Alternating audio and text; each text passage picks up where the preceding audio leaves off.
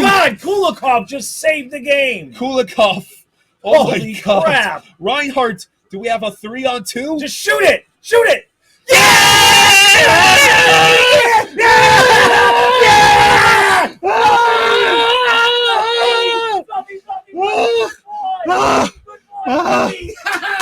Yes! So what you just watched was Kyle and my reaction last year when we were streaming Game 7 of the Stanley Cup Finals. That's the Reinhardt goal that eventually ended up being the game winner. If you watch the clip, you notice a couple of things. Obviously, as soon as the goal is scored and we're yelling and screaming, I run over and I say hi to Fluffy, Fluffy, Fluffy, because at that point, he really wasn't able to just jump up and celebrate with us like he had done in past years.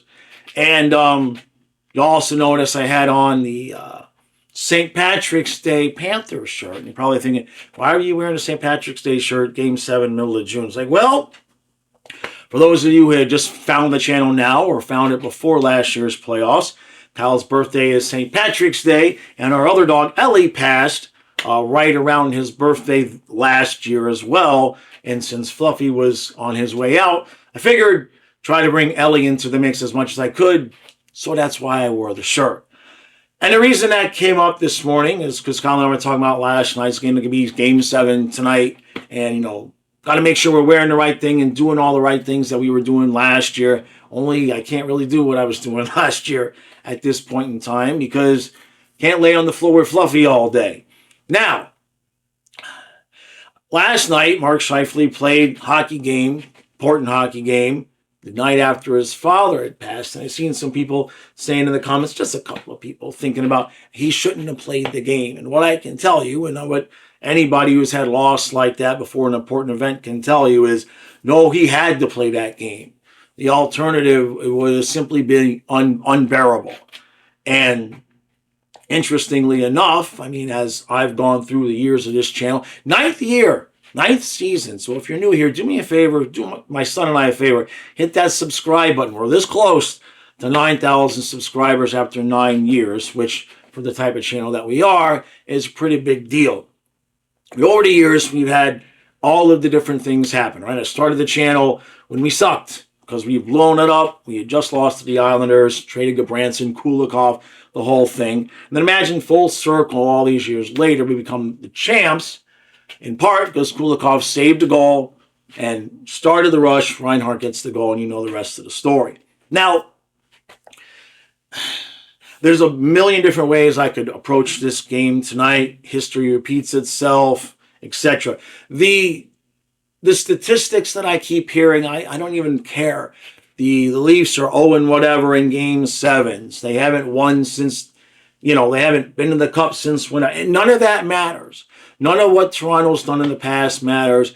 What does it matter with Florida's experience? Does having the experience in Game 7 against Boston and Edmonton, do those things genuinely help?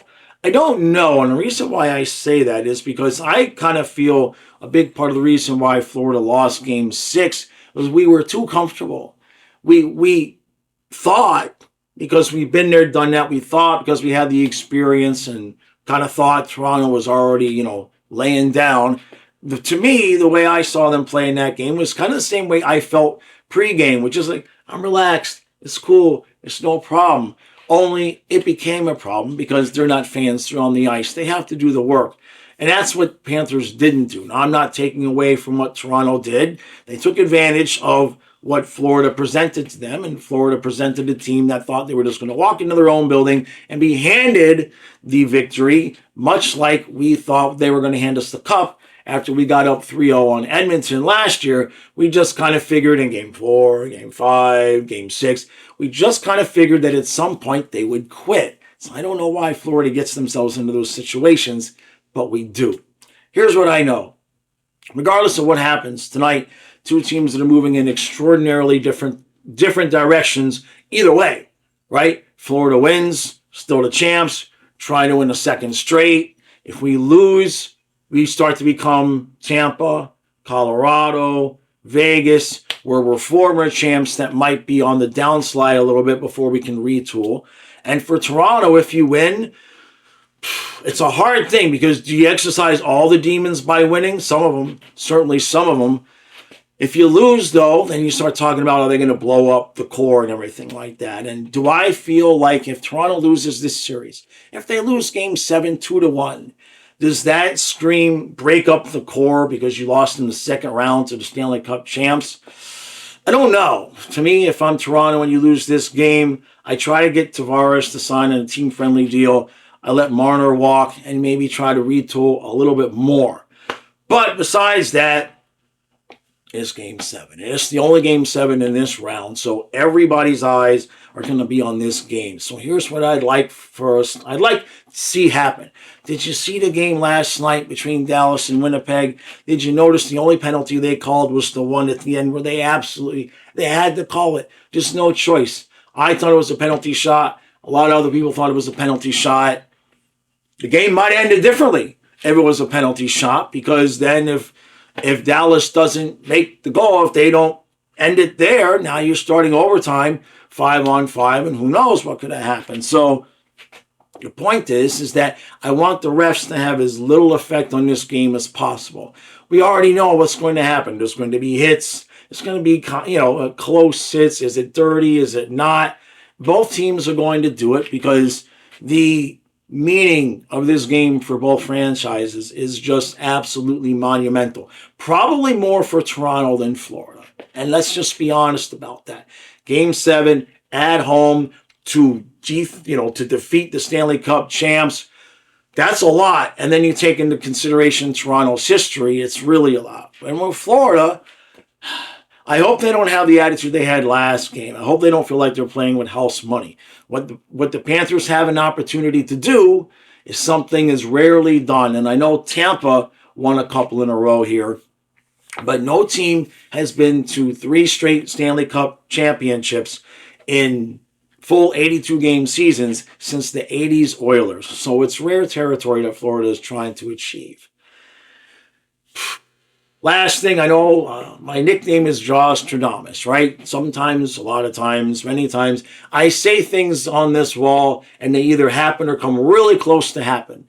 If you didn't watch the recap last night, in the pregame section of last night's recap, I called a penalty shot in the last minute or so of play to win the game. I said that was what was going to happen. I don't think I could have come any closer to getting that accurate. So the reason I'm saying that is I know some people are going to ask, well, what do I think is going to happen? One way or another, history is going to repeat itself. One way or another, history will repeat itself because we've all been through all of the things. Is Florida going to be just another Stanley Cup champ that loses the next year? I don't know. Is Toronto going to lose again in Game 7? I don't know. If you want to look at the broader picture of history repeating itself from a positive perspective for the Panthers, Game 7, well, we beat Boston in Game 7. Okay, the Canes are waiting for us. We beat the Canes, right? And could we be in store for a Stanley Cup rematch against the Oilers? So if you want to think about history repeating itself, it could be setting itself up for that. What I know is that both fan bases, for the most part, deserve their team to win, right? I watch Dangle, and I see a man that this is my 9th season. This is his 18th season. And when he is in his panic, I can look at the camera and be like, that would have been me. That would have been me. 9th season, I got a President's Trophy, got a Stanley Cup loss, and a Stanley Cup championship, and this year.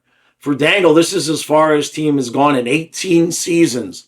So I can't imagine what I would have turned into at that point. So that's it. Game 7's tonight. The rest of this day, Colin and I are just going to spend thinking and talking about anything else. Don is here. Leia's wanting to be outside all day. That's a good thing. It's nice and weather's good. It's breezy. Good to just sit outside and think about anything other than hockey. Both of these teams have earned the right, like Maurice said. Both teams have earned the right for a Game 7. We were down 2-0. Toronto was down 3-2 on the road. Both teams have earned this right. This is the Paul Maurice master plan, not even a master class. This is his master plan right here, this game. Everything they've done comes down to this game. And what I mean by that is the resting of the guys at the end of the season, the not worrying about home ice, the saying, don't worry about it. We'll go win this in Game 7 on the road. This right here, this is what Maurice and the Panthers planned exactly for. Toronto has done the best they can to plan for this. So here it is. We'll see you tonight, 7:30. No matter what happens, history is going to repeat itself one way or another.